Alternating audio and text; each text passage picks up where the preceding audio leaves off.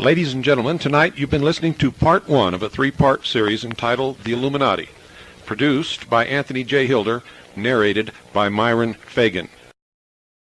Now, in order to give you a very clear picture of this satanic plot, I will go back to its beginning, clear back in the middle of the 18th century, and name the men who put that plot into action, and then bring you down to the present, today's status of that plot.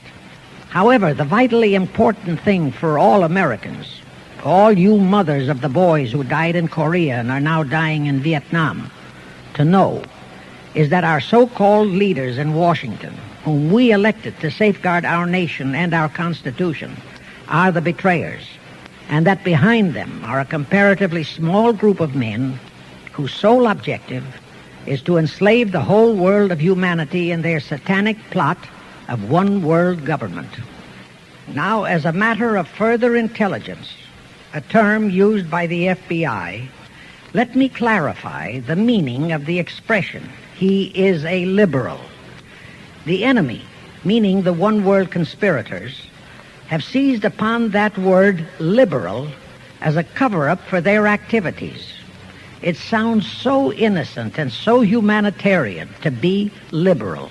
Well, make sure that the person who calls himself a liberal or is described as a liberal is not in truth a red. Now then, this satanic plot was launched back in the 1760s when it first came into existence under the name of the Illuminati. This Illuminati was organized by one Adam Weishaupt, born a Jew, who was converted to Catholicism and became a Catholic priest, and then, at the behest of the then newly organized House of Rothschild, defected and organized the Illuminati.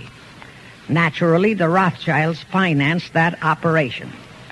And every war since then, beginning with the French Revolution, has been promoted by the Illuminati, operating under various names and guises. I say under various names and guises because after the Illuminati was exposed and became too notorious, Weishaupt and his co-conspirators began to operate under various other names. In the United States, immediately after World War I, they set up what they called the Council on Foreign Relations, commonly referred to as the CFR. And this CFR is actually the Illuminati in the United States. And its hierarchy, the masterminds in control of the CFR, to a very great extent, are the descendants of the original Illuminati conspirators.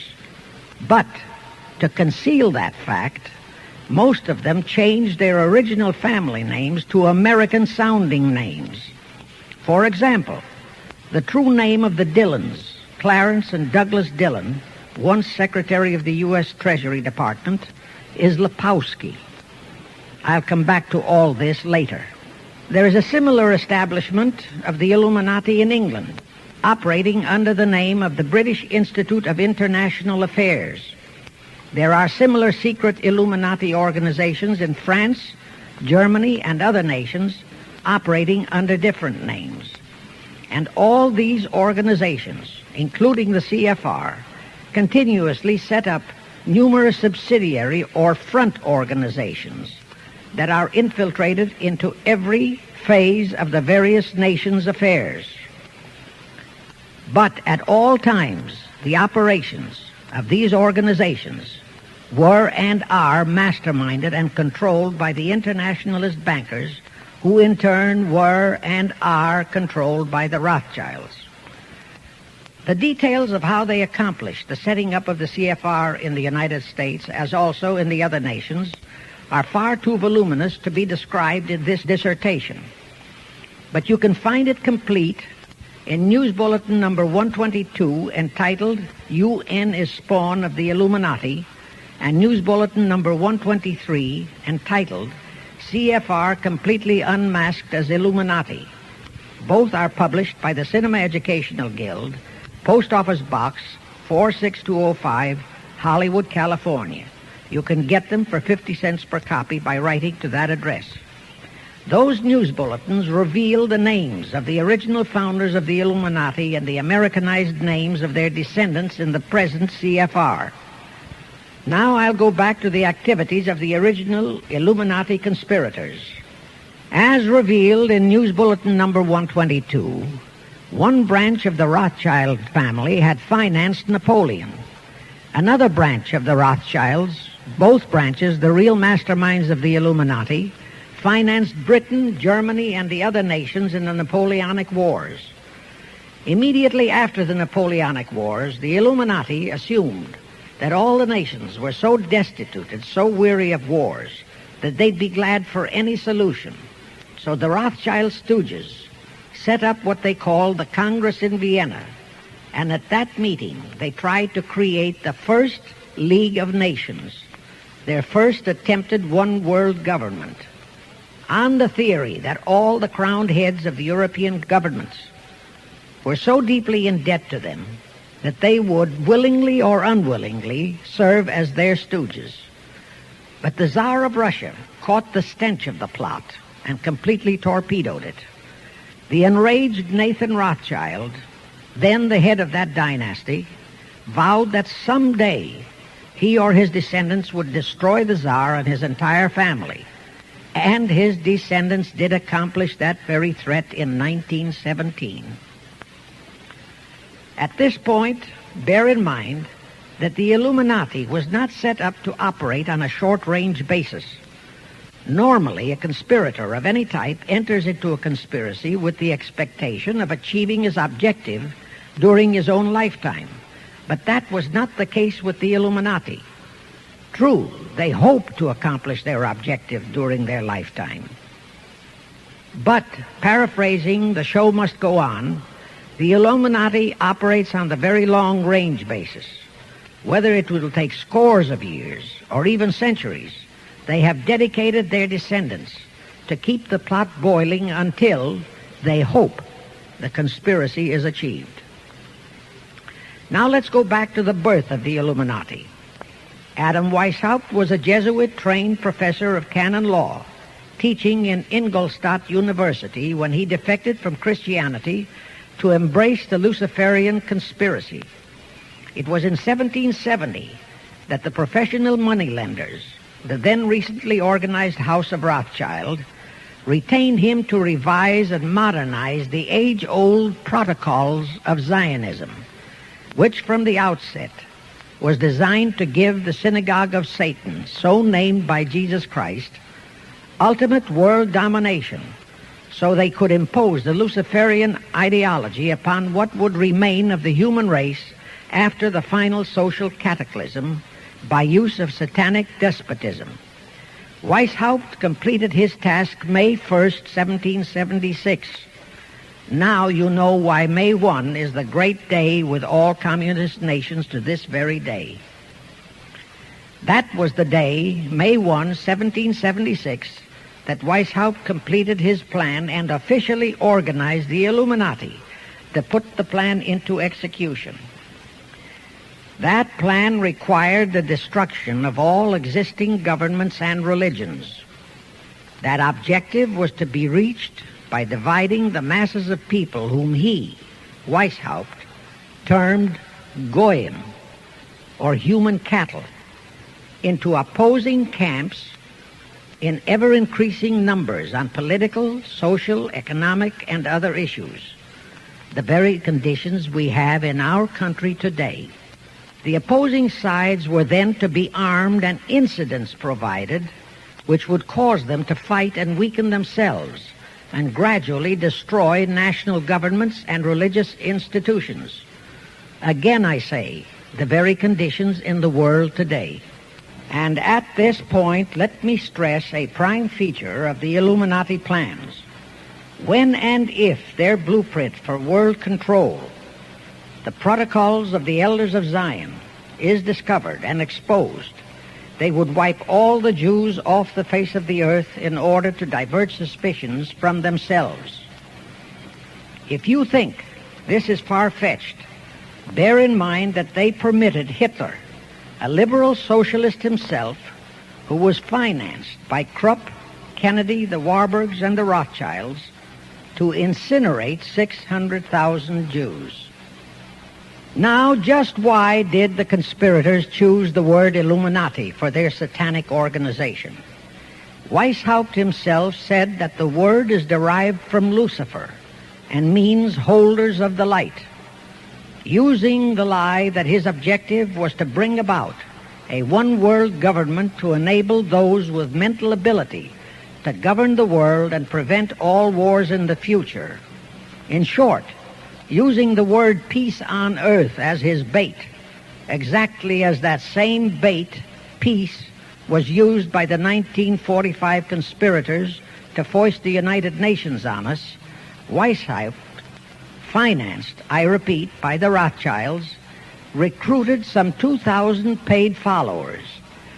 These included the most intelligent men in the fields of arts and letters, education, the sciences, finance, and industry. He then established lodges of the Grand Orient, Masonic lodges, to be their secret headquarters. And I again repeat that in all of this, he was acting under orders from the House of Rothschild. The main features of the Weishaupt plan of operation required his Illuminati to do the following things to help them to accomplish their purpose. Number one, use monetary and sex bribery to obtain control of men already in high places in the various levels of all governments and other fields of endeavor. Once influential persons had fallen for the lies, deceits, and temptations of the Illuminati, they were to be held in bondage by application of political and other forms of blackmail, threats of financial ruin, public exposure and physical harm, even death, to themselves and loved members of their families. Do you realize how many present top officials in our federal government in Washington are controlled in just that way by the CFR? Do you realize how many homosexuals in our State Department, the Pentagon, all federal agencies, even in the White House, are controlled that way? Number two, Illuminati on the faculties of colleges and universities were to cultivate students possessing exceptional mental ability, belonging to well-bred families with international leanings, and recommend them for special training in internationalism. Such training was to be provided by granting scholarships to those selected by the Illuminists. That gives you an idea what a Rhodes Scholarship means. It means indoctrination into accepting the idea that only a one-world government can put an end to recurring wars and strife. That's how the United Nations was sold to the American people. One of the most notable Rhodes Scholars we have in our country is Senator William J. Fulbright, sometimes referred to as Half-Bright. His entire voting record spells Illuminati. All such scholars were to be first persuaded and then convinced that men of special talent and brains have the right to rule those less gifted on the ground that the masses don't know what is best for them physically, mentally, and spiritually. In addition to the Rhodes and similar scholarships, today there are 3 special Illuminati schools located in Gordonstown in Scotland, Salem in Germany, and Anavrita in Greece.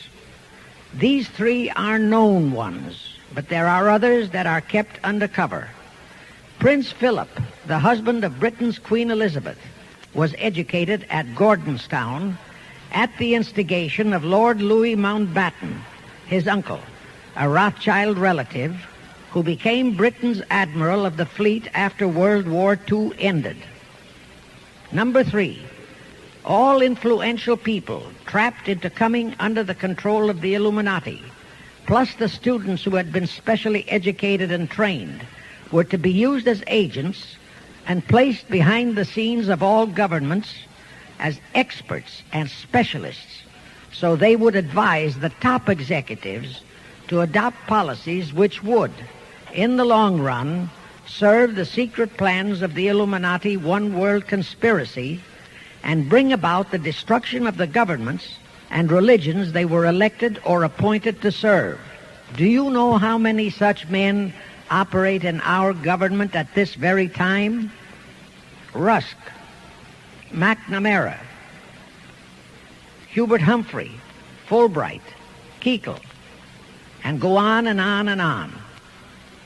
Number 4, perhaps the most vital directive in Weishaupt's plan was to obtain absolute control of the press, at that time the only mass communications media, to distribute information to the public, so that all news and information could be slanted, so that the masses could be convinced that a one-world government is the only solution to our many and varied problems.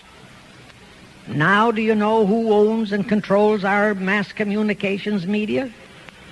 I'll tell you, practically all the movie lots in Hollywood is owned by the Lehmans, Kuhn, Loeb and Company, Goldman Sachs, and other internationalist bankers. All the national radio and TV channels in the nation are owned and controlled by those same internationalist bankers. The same is true of every chain of metropolitan newspapers and magazines, also of the press wire services, such as Associated Press, United Press International, etc. The supposed heads of all those media are merely the fronts for the internationalist bankers, who in turn compose the hierarchy of the CFR, today's Illuminati in America. Now can you understand why the Pentagon's press agent Sylvester so brazenly proclaimed that the government has the right to lie to the people? What he really meant was that our CFR-controlled government had the power to lie to and be believed by the brainwashed American people. And let's again go back to the first days of the Illuminati. Because Britain and France were the two greatest world powers in the late years of the 18th century, Weishaupt ordered the Illuminati to foment the colonial wars, including our Revolutionary War, to weaken the British Empire and organize the French Revolution to destroy the French Empire. He scheduled the French Revolution to start in 1789. However, in 1784, a true act of God placed the Bavarian government in possession of evidence which proved the existence of the Illuminati, and that evidence could have saved France if they, the French government, hadn't refused to believe it. Here is how that act of God happened. It was in 1874 that Weishaupt issued his orders for the French Revolution. A German writer named Zwack put it into book form. It contained the entire Illuminati story and Weishaupt's plans. A copy of this book was sent to the Illuminists in France, headed by Robespierre, whom Weishaupt had delegated to foment the French Revolution. The courier was struck and killed by lightning as he rode through Ralston on his way from Frankfurt to Paris. The police found the subversive documents on his body and turned them over to the proper authorities. After careful study of the plot, the Bavarian government ordered the police to raid Weishaupt's newly organized lodges of the Grand Orient and the homes of his most influential associates. All additional evidence thus discovered convinced the authorities the documents were genuine copies of the conspiracy by which the Illuminati planned to use wars and revolutions to bring about the establishment of a one-world government, the powers of which they, headed by the Rothschilds, intended to usurp as soon as it was established. Exactly in line with the United Nations plot of today. In 1785, the Bavarian government outlawed the Illuminati and closed the lodges of the Grand Orient. In 1786, they published all the details of the conspiracy. The English title of that publication is The Original Writings of the Order and Sect of the Illuminati. Copies of the entire conspiracy were sent to all the heads of church and state in Europe. But the power of the Illuminati which was actually the power of the Rothschilds, was so great that this warning was ignored. Nevertheless, Illuminati became a dirty word, and it went underground. At the same time, Weishaupt ordered Illuminists to infiltrate into the lodges of Blue Masonry and form their own secret societies within all secret societies. Only Masons who proved themselves internationalists and those whose conduct proved they had defected from God were initiated into the Illuminati. Thenceforth, the conspirators donned the cloak of philanthropy and humanitarianism to conceal their revolutionary and subversive activities. In order to infiltrate into Masonic lodges in Britain, Weishaupt invited John Robison over to Europe. Robison was a high-degree Mason in the Scottish Rite. He was a professor of natural philosophy at Edinburgh University and secretary of the Royal Society of Edinburgh. Robison did not fall for the lie that the objective of the Illuminati was to create a benevolent dictatorship, but he kept his reactions to himself so well that he was entrusted with a copy of Weishaupt's revised conspiracy for study and safekeeping. Anyway, because the heads of state and church in France were deluded into ignoring the warnings given them, the revolution broke out in 1789 as scheduled by Weishaupt. In order to alert other governments to their danger, in 1798 Robison published a book entitled Proof of a Conspiracy to Destroy All Governments and Religions. But his warnings were ignored, exactly as our American people have been ignoring all warnings about the United Nations and the Council on Foreign Relations, the CFR. Now here is something that will stun and very likely outrage many who hear this. But there is documentary proof that our own Thomas Jefferson and Alexander Hamilton became students of Weishaupt's. Jefferson was one of Weishaupt's strongest defenders when he was outlawed by his government. And it was Jefferson who infiltrated the Illuminati into the then newly organized lodges of the Scottish Rite in New England. Here is the proof. In 1789, John Robison warned all Masonic leaders in America that the Illuminati had infiltrated into their lodges. And on July 19, 1789, David Papin, president of Harvard University, issued the same warning to the graduating class and lectured them on the influence Illuminism was acquiring on American politics and religion. And to top it off, John Quincy Adams, who had organized the New England Masonic lodges, issued his warnings. He wrote 3 letters to Colonel William L. Stone, a top Mason, in which he exposed how Jefferson was using Masonic lodges for subversive, Illuministic purposes. Those 3 letters are at this very time in Rittenberg Square Library in Philadelphia. In short, Jefferson, founder of the Democratic Party, was a member of the Illuminati, which at least partly accounts for the condition of the party at this time. And through infiltrations of the Republican Party, we have exactly nothing of loyal Americanism today. That disastrous rebuff at the Congress at Vienna, created by the Tsar of Russia, did not by any means destroy the Illuminati conspiracy. It merely forced them to adopt a new strategy. Realizing that the one world idea was, for the moment, killed, the Rothschilds decided that to keep the plot alive, they'd have to do it by heightening their control of the money systems of the European nations. Earlier, by a ruse, the outcome of the Battle of Waterloo had been falsified. Rothschild had spread a story that Napoleon had won that battle. That had precipitated a terrific panic on the stock market in England. All stocks had plummeted down to practically zero, and Nathan Rothschild bought all the stocks for virtually a penny on its dollar values. That gave him complete control of the economy of Britain and virtually of all Europe. So immediately after that Congress in Vienna had boomeranged, Rothschild forced Britain to set up a new Bank of England, which he absolutely controlled. Exactly as later, through Jacob Schiff, he engineered our own Federal Reserve Act, which gave the House of Rothschild a secret control of the economy in the United States. But now for a moment, let's dwell on the activities of the Illuminati in the United States.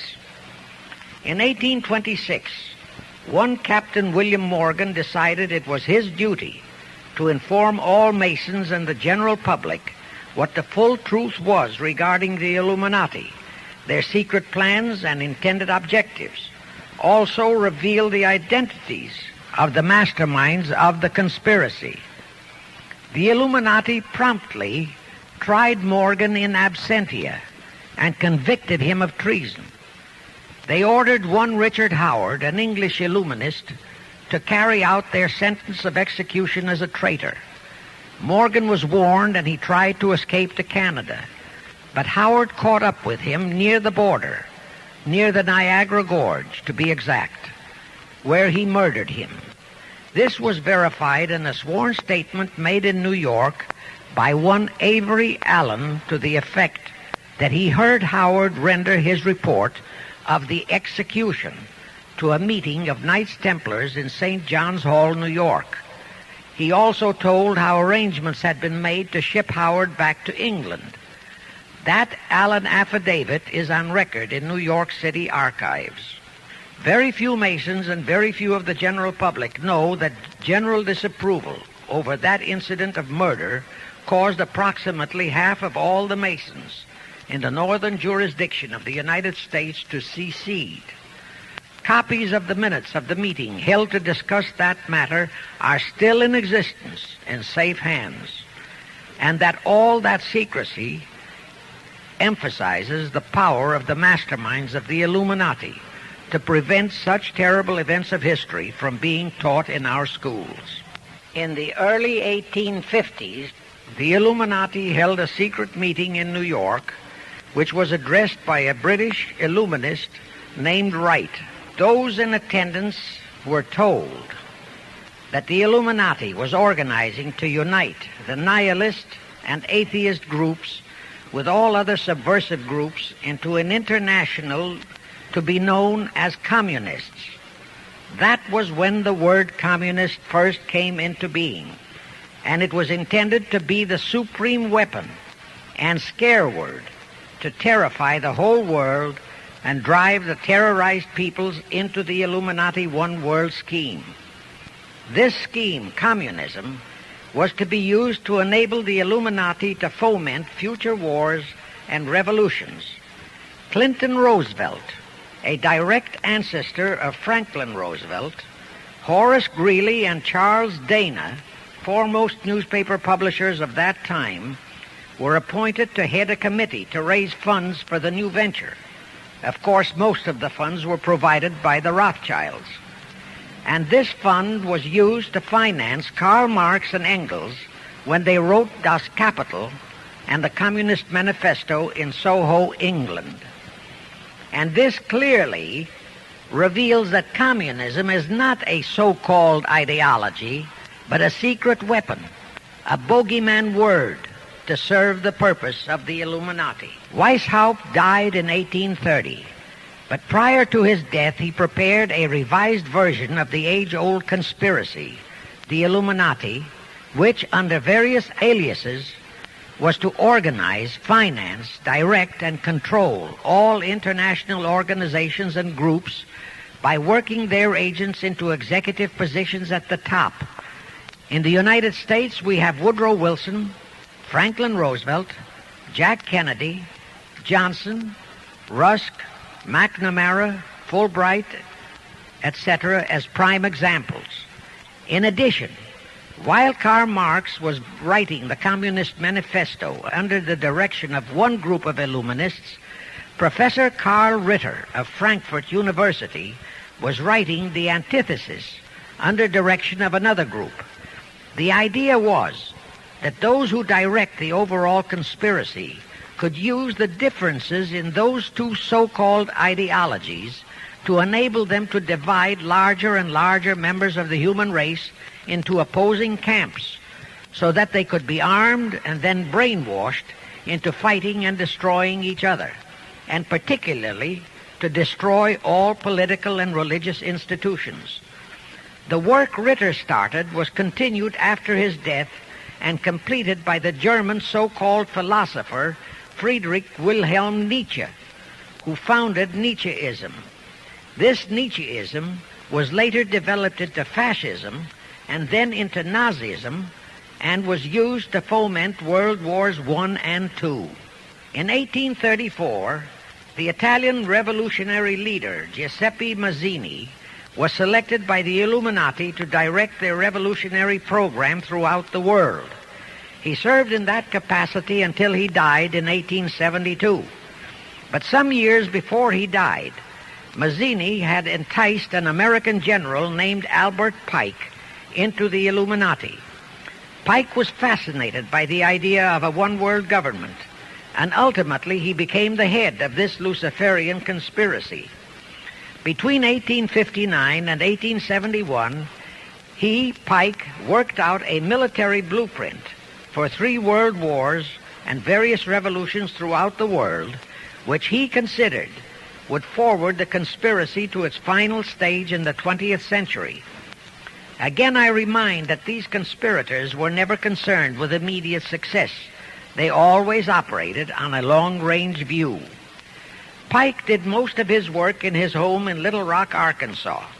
But a few years later, when the Illuminati's lodges of the Grand Orient became suspect and repudiated because of Mazzini's revolutionary activities in Europe, Pike organized what he called the New and Reformed Palladian Rite. He set up 3 supreme councils, one in Charleston, South Carolina, one in Rome, Italy, and the third in Berlin, Germany. He had Mazzini establish 23 subordinate councils in strategic locations throughout the world. These have been the secret headquarters of the world revolutionary movement ever since. Long before Marconi invented radio, the scientists in the Illuminati had found the means for Pike and the heads of his councils to communicate secretly.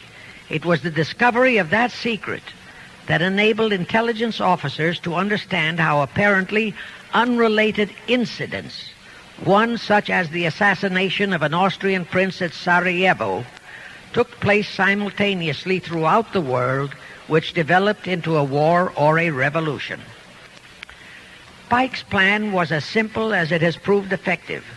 It called for communism, Nazism, political Zionism, and other international movements be organized and used to foment 3 global world wars and at least 2 major revolutions.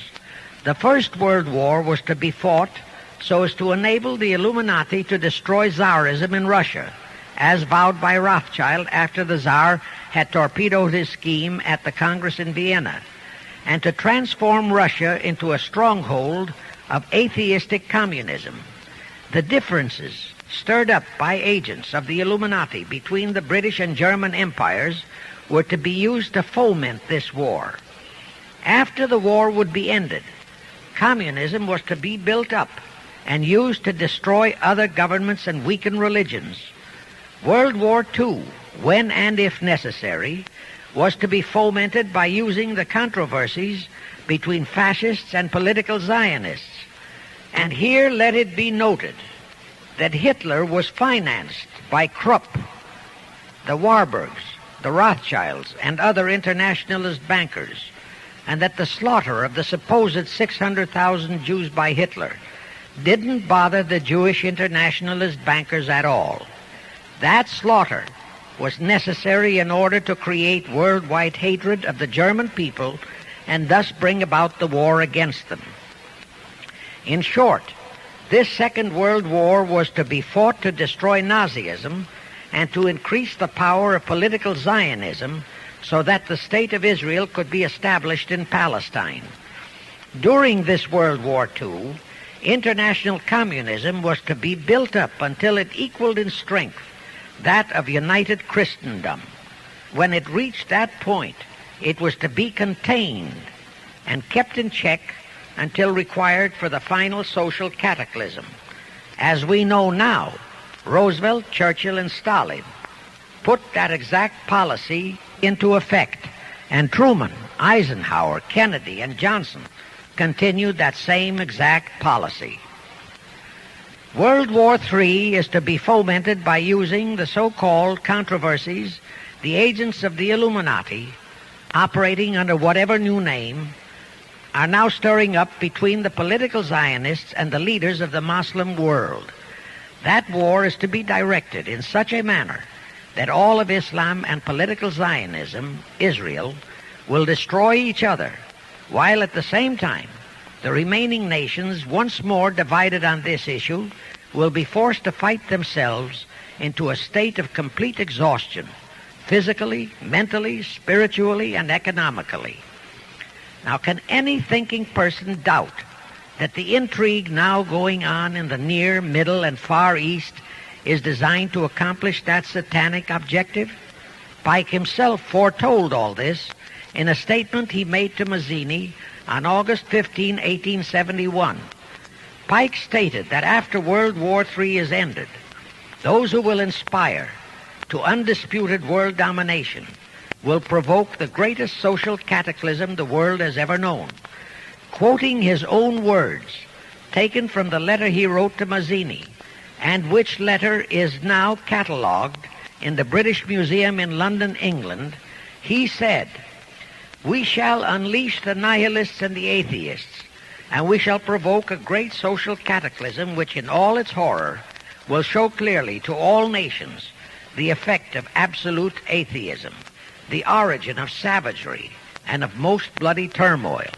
Then everywhere the people forced to defend themselves against the world minority of revolutionaries will exterminate those destroyers of civilization, and the multitudes disillusioned with Christianity, whose deistic spirits will be from that moment on without direction and leadership, and anxious for an ideal but without knowledge where to send its adoration, will receive the true light through the universal manifestation of the pure doctrine of Lucifer, brought finally out into public view, a manifestation which will result from a general reactionary movement which will follow the destruction of Christianity and atheism, both conquered and exterminated at the same time."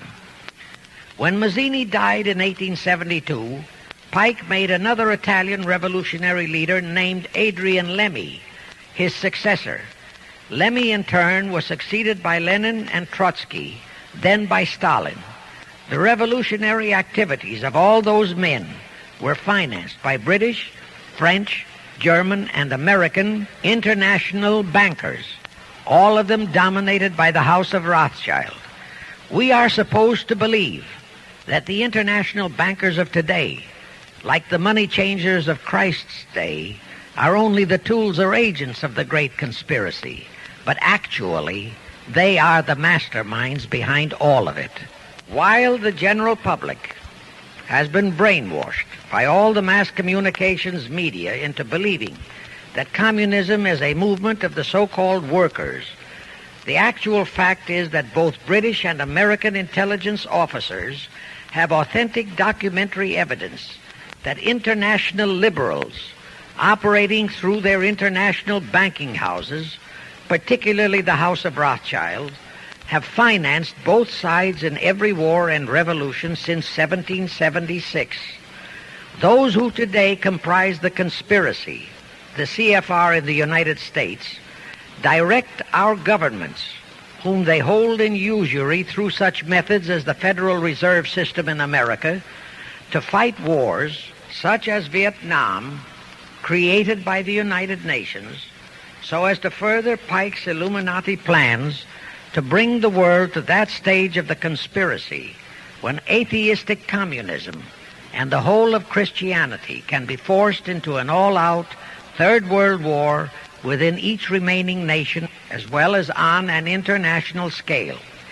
The headquarters of the great conspiracy in the late 1700s was in Frankfurt, Germany, where the House of Rothschild had been established by Mayer Anschelm, who adopted the Rothschild name and linked together other international financiers who had literally sold their souls to the devil. After the Bavarian government's exposure in 1786, the conspirators moved their headquarters to Switzerland, then to London. Since World War II, after Jacob Schiff, the Rothschild's boy in America, died, the headquarters of the American branch has been in the Harold Pratt Building, New York, and the Rockefellers, originally protégés of Schiff, have taken over the manipulation of finances in America for the Illuminati. In the final phases of the conspiracy, the one world government will consist of the king dictator, head of the United Nations, the CFR, and a few billionaires, economists, and scientists who have proved their devotion to the great conspiracy. All others are to be integrated into a vast conglomeration of mongrelized humanity, actually slaves. Now let me show you how our federal government and the American people have been sucked into the one world takeover plot of the Illuminati great conspiracy. And always bear in mind that the United Nations was created to become the housing for that one world so-called liberal conspiracy. The real foundations of the plot for the takeover of the United States were laid during the period of our Civil War.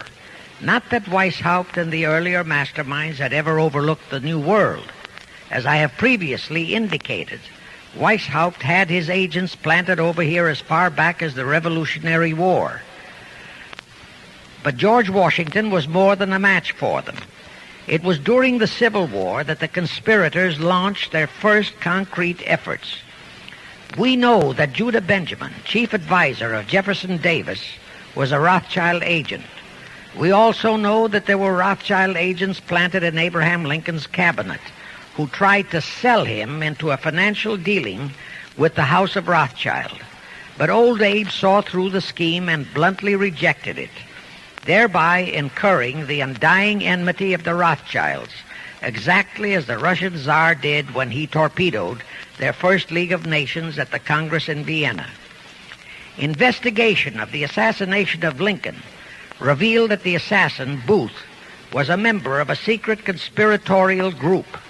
Because there were a number of highly important government officials involved, the name of the group was never revealed, and it became a mystery, exactly as the assassination of Jack Kennedy still is a mystery. But I am sure it will not for long remain a mystery. Anyway, the ending of the Civil War destroyed, temporarily, all chances of the House of Rothschild to get a clutch on our money system, such as they had acquired in Britain and other nations in Europe. I say temporarily because the Rothschilds and the masterminds of the conspiracy never quit. So they had to start from scratch, but they lost no time in getting started. Shortly after the Civil War, a young immigrant who called himself Jacob H. Schiff arrived in New York.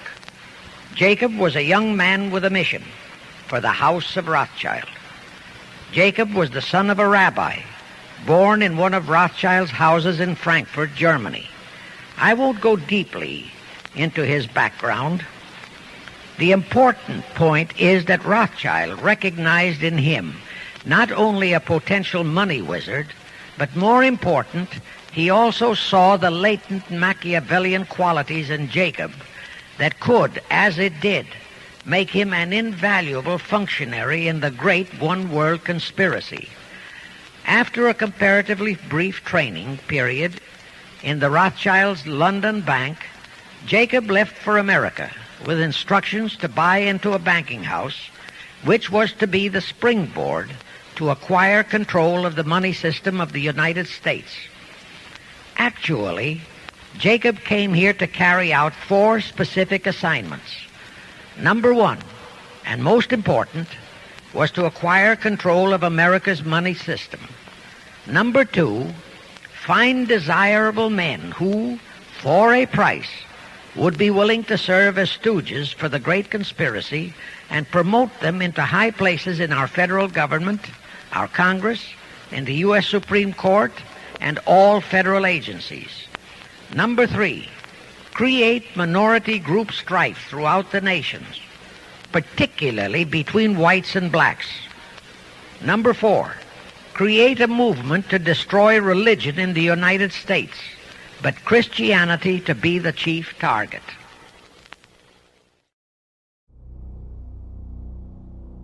Because after the Illuminati was exposed and became too notorious, Weishaupt and his co-conspirators began to operate under various other names. You were both in Skull and Bones, the secret society. It's so secret we can't talk about it. What does that mean for America? The conspiracy theorists are going to go wild. I'm sure they are. I don't know. I haven't seen the website. Number 322.